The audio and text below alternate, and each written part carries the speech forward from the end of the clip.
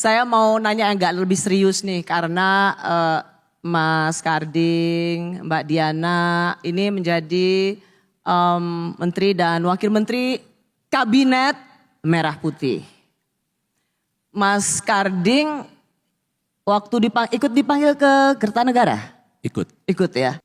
Saya dipanggil ke Kertanegara itu ketemu hanya tidak lebih dari 5 menit dengan Pak Prabowo.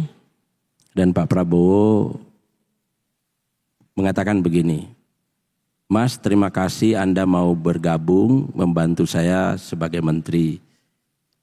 Menteri saya, pembantu saya, dan Anda akan saya minta untuk fokus melindungi pekerja-pekerja migran. Itu Jangan pekerjaan sampai yang memang Mas Karding harapkan atau boleh nawar saya mau menteri KKP aja gitu karena kan enggak. Saya sebagai warga negara apapun yang diperintah negara saya harus jalankan. Ya iyalah jadi menteri gitu loh.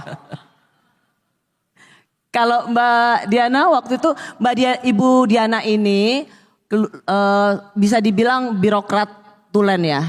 Lama di Kementerian Pekerjaan Umum dulu namanya, kemudian jadi Menteri Kementerian PUPR dan kembali lagi ke pekerjaan umum gitu ya.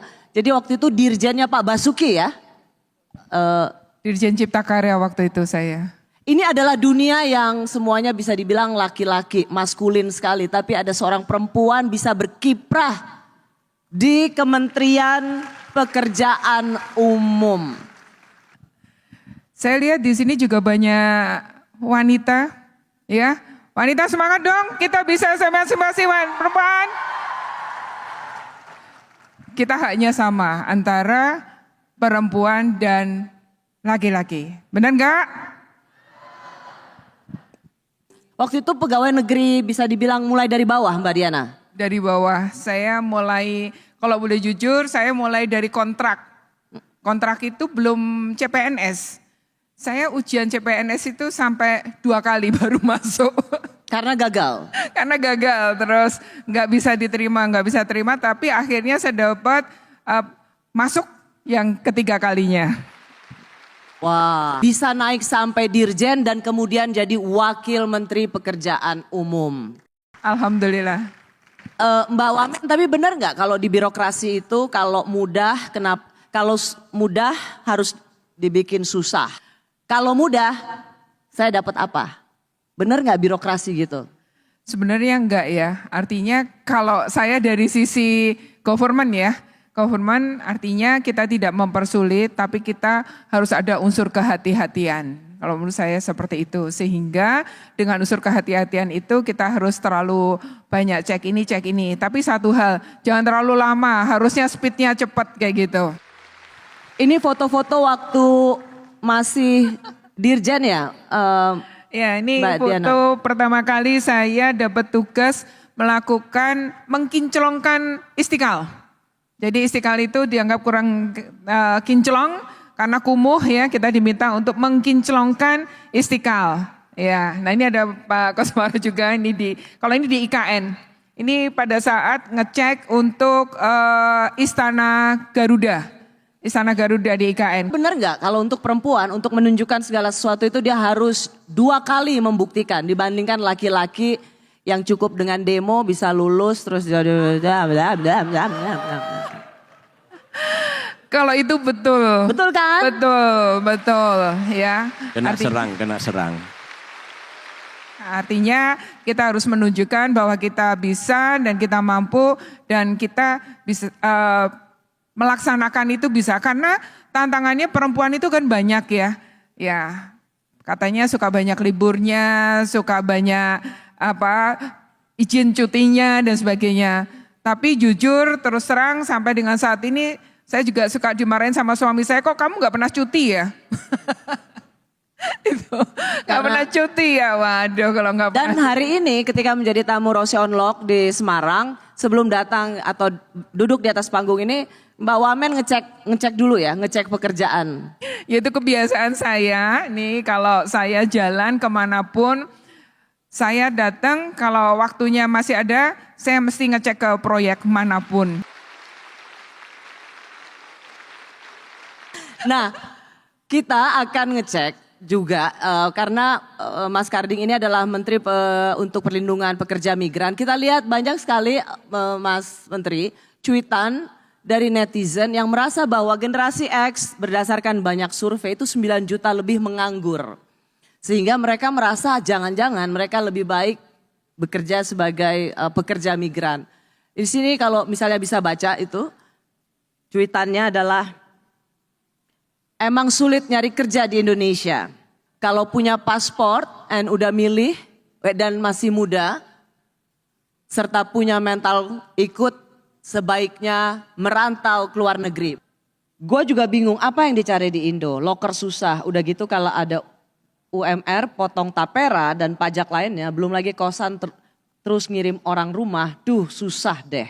Emang kalau mau jadi pekerja migran atau kerja di luar negeri segampang itu karena tidak ada pekerjaan di dalam negeri maka kemudian pilihannya adalah pekerja migran, Mas Karding? Sebenarnya bekerja di luar negeri itu tidak terlalu sulit.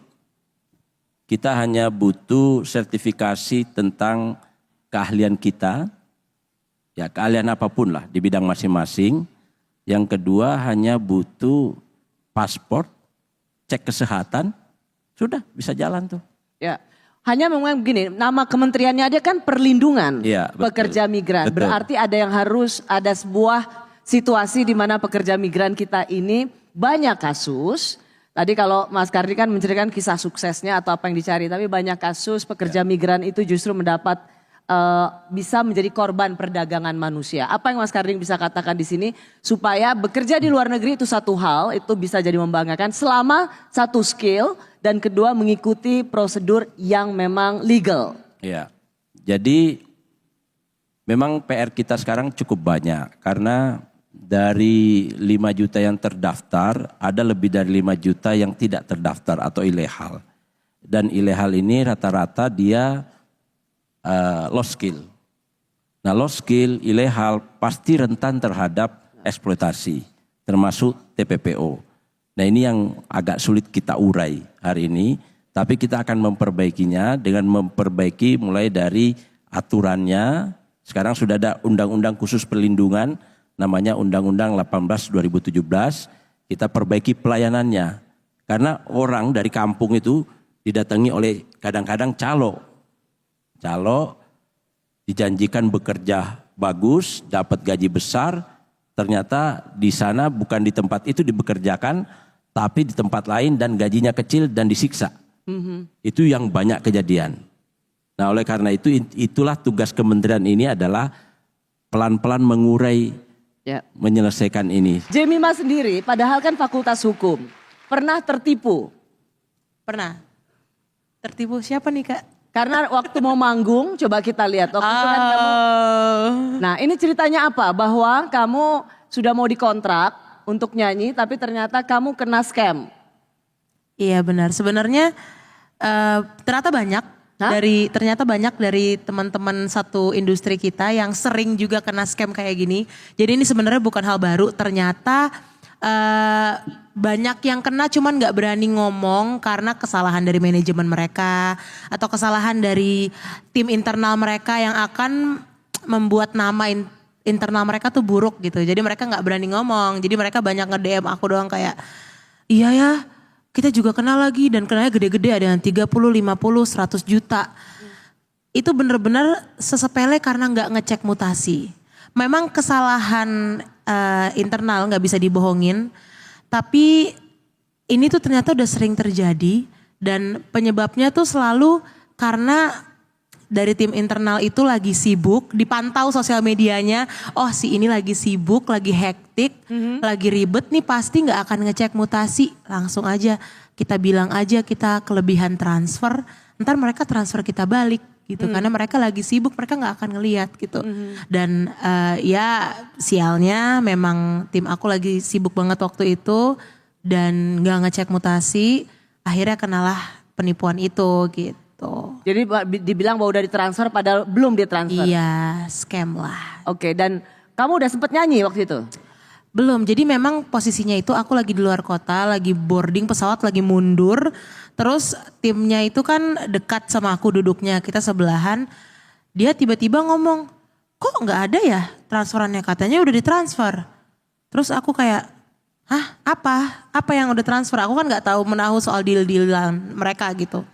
Ini coba dibaca segala macem. Terus aku langsung ngebaca, aku cek mutasi, aku langsung oh ini ditipu gitu. Cuman pada saat itu bahkan dia nggak sadar, kayak seperti dihipnotis gitu, kayak diiming-imingi. Apalagi mereka tuh bilangnya mereka tuh dari kepolisian mau ngundang nyanyi. Nah biasanya mereka tuh kasih kita suatu pressure yang bikin kita tuh deg-degan kayak cepet ya ntar saya dimarahin atasan saya kalau nggak transfer balik, ini saya kelebihan nih transfernya gitu. Yang kita juga kayak aduh kepolisian lagi gitu, ntar mereka kena apa, marah segala macam. Jadi mereka memberikan kita intimidasi, itu modelnya dari situ lah kurang lebihnya, dan banyak juga yang udah kena ternyata.